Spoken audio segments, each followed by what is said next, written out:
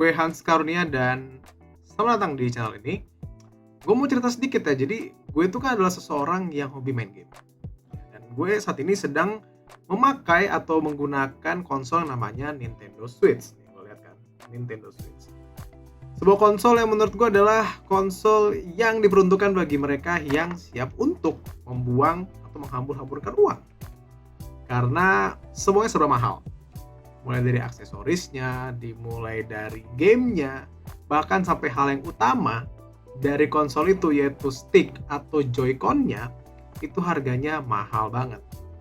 Untuk Joy-Con Nintendo Switch yang baru, yang ya emang diperuntukkan untuk Nintendo Switch ya, keluaran dari Nintendo, itu harganya satunya 600.000. Dan kalau lo beli dua harganya sekitar 900-an ribu.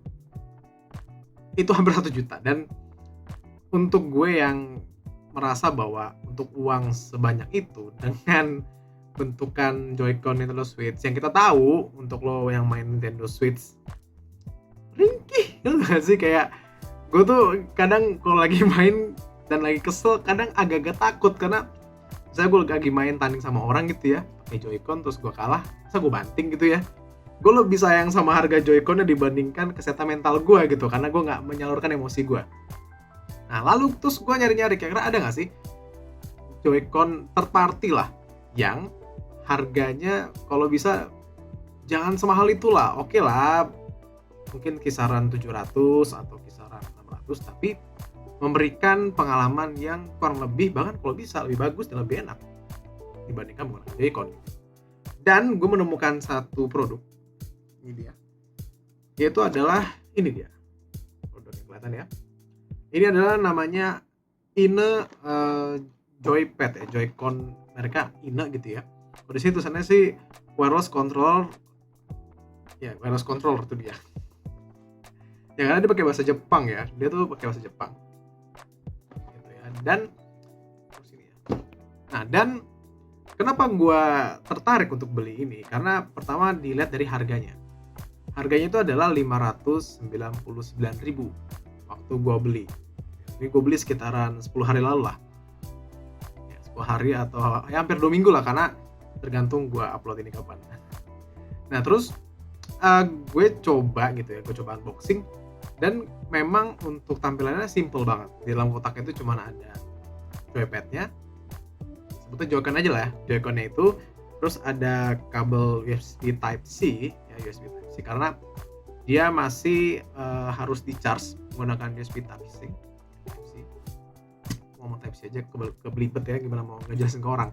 Nah lalu saat gue lihat pertama kali adalah betapa bagusnya, betapa kalau gue bilang tuh kelihatan clean banget untuk Joy-Con. Gue tuh saat gue ngelihat Joypad ini gitu ya, bahannya yang sebenarnya plastik, cuman di belakangnya tuh plastiknya tuh kayak ada bentukan yang bisa nge-grip tangan lo, jadi nggak bakalan gampang jatuh gitu ya. Dan dia tuh ada RGB-nya gitu di bagian analog. Dan yang gue suka juga dari Joy-Con ini adalah Joypad ya, Joypad dari ini adalah dia tuh bisa dipakai secara mandiri untuk masing-masing joypadnya. Jadi kan ada merek lain yang gue tau sih Hori ya. Jadi kalau Hori itu kan hanya bisa dipakai untuk handheld doang. Jadi saat lo cabut itu nggak bisa dipakai untuk sebagaimana layaknya sebuah Joy-Con yang asli keluaran dari Nintendo gitu. Sedangkan kalau untuk yang ini tuh bisa. Jadi ibaratnya sekarang gue tuh udah punya 4 Joy-Con yang bisa gue pakai bersama dengan jadi temen gue atau keluarga gue. Jadi saat memainkan Nintendo Switch ini jadi jauh lebih enak lah ya, bisa main bareng-bareng dengan keluarga. Karena gue juga paham bahwa memang Nintendo Switch itu banyak game-game yang bisa dan kalau perlu banyak dimainkan oleh semua orang gitu. Game-game olahraga atau bisa jadi Super Smash Bros, dimana orang tahu bahwa itu game yang bakalan seru kalau lo mainnya rame kan. Nah dan yang gue suka juga adalah dia tuh untuk mengkoneksikannya tuh gampang, mengkoneksikan ke Nintendo Switch-nya. Sebagai contoh, ini gue buka dulu ya Switch-nya gue. Nah jadi kalau untuk Joy-Con ini lo cukup pasang aja langsung masing-masing apa namanya, Joy-Con-nya yang gue pasangin. Tuh dia tuh langsung masuk, langsung terkoneksi.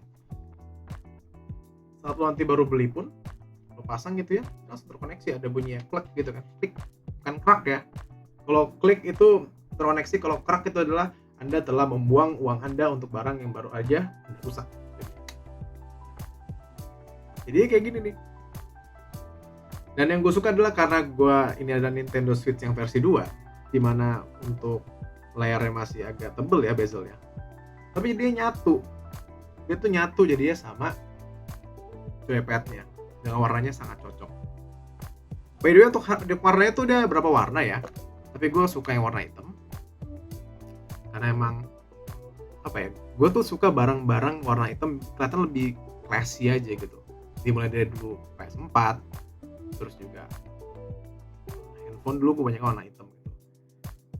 Dan setelah gue pakai selama kurang lebih 2 minggu, yang paling gue suka dari joypad atau joycon ini adalah dia tuh gripnya enak banget karena ini yang gede,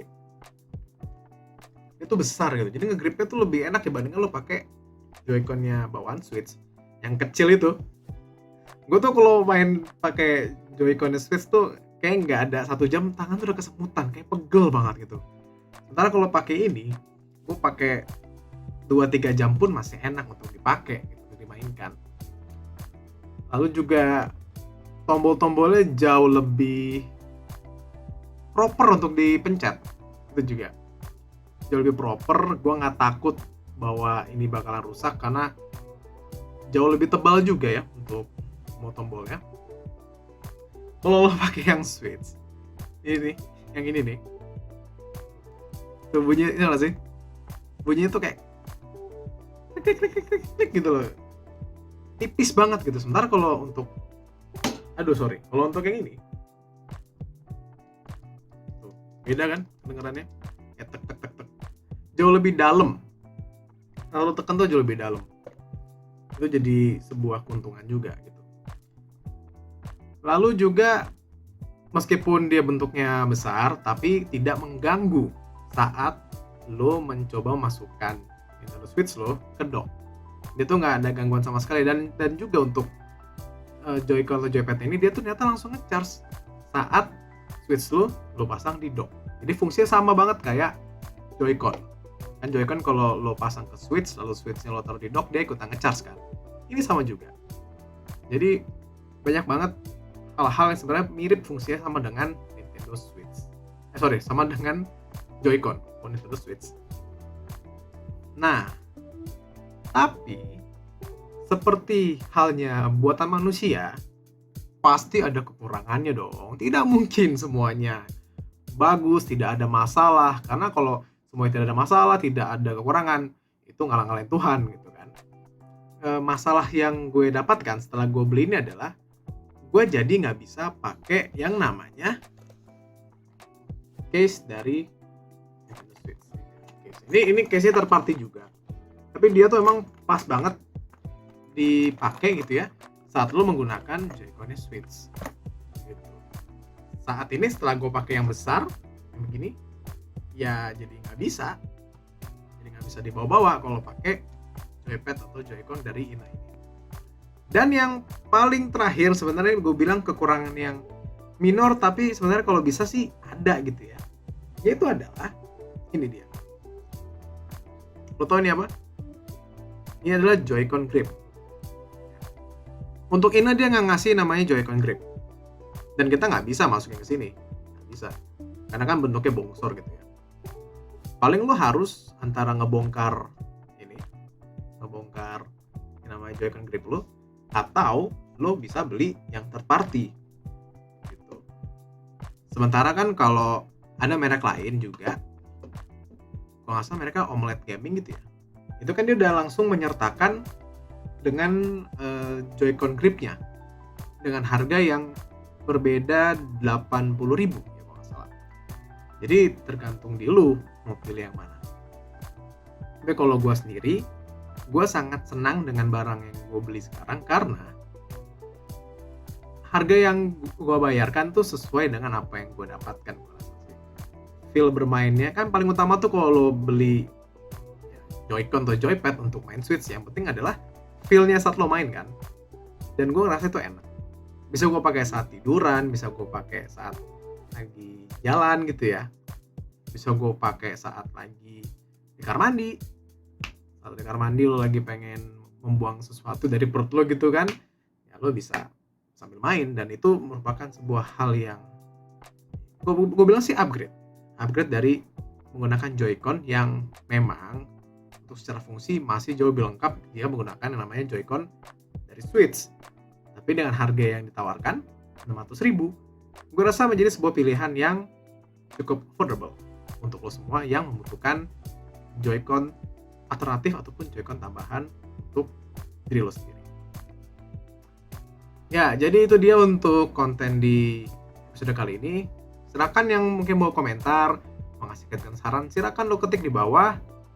Kalau lo misalnya suka dengan konten model seperti ini, ya model konten seperti ini, lo bisa langsung silakan lo like, lo share ke teman-teman lo atau ke keluarga lo, ke mantan pacar lo, ke mantan pacar lo, silakan lo sebar. Kalau nggak suka, silakan dislike juga. Gue pamit, terima kasih, sampai jumpa dan bye-bye.